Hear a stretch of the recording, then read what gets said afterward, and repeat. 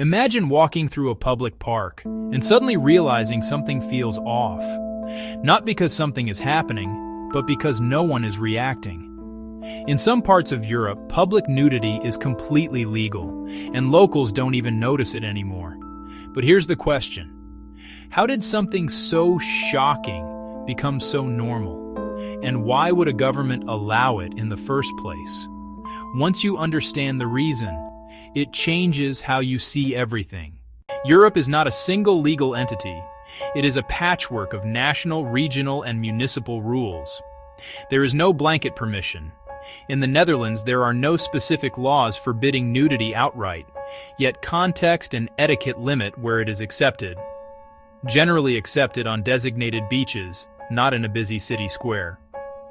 Germany's FKK culture is famous, but acceptability depends on local rules and avoiding disturbance. Appearing nude in a non-designated spot may be a minor offense if it causes genuine offense. Denmark distinguishes simple nudity from indecent exposure. Article 232 targets public indecency, not passive nudity. In England and Wales, public nudity is lawful unless intended to cause harassment, alarm, or distress. Across several nations, the focus shifts from the body to behavior, creating protected spaces for non-sexual nudity. Legal frameworks grow from culture and history. European art long presented the unclothed form as beauty, vulnerability, and humanity. Philosophy and social movements reinforced a non-sexual lens on the body. From Paris to Florence, galleries desensitized the shock through everyday exposure to the human figure. Germany's Freikörperkultur framed nudity as health, sun, air, and nature for body and mind. Nordic and Eastern traditions normalize communal nudity as relaxation, hygiene, and social connection. Casual exposure from youth demystifies nudity and strips away taboo. The result is a mindset that can separate nudity from sexuality in appropriate settings. The body can be artistic, athletic, a vessel for health. Another reason calm indifference can flourish. Acceptance is rarely a free-for-all. It is organized and confined to specific spaces. Signs serve as social contracts. They set expectations and give options. Enter, and you opt in. Uncomfortable? You can opt out. Many cities, from Munich to Berlin, mark where clothing optional sunbathing is permitted. Clear demarcation prevents conflict and creates predictability. Inside, etiquette rules. No gawking. No intrusive photography. Maintain distance. Self-policing keeps the space safe and comfortable. Official laws and unwritten codes work together to maintain order. The calm reaction is also psychological. Habituation. Our brains attend to what is new, unexpected, potentially threatening. With repetition, novelty fades. The sight becomes routine, no longer demanding attention. For locals, a nude sunbather is as unremarkable as a jogger or a kite in the sky. Social proof accelerates normalization.